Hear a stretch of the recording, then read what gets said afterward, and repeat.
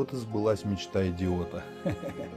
Наконец-то поставил на даче печь-камин.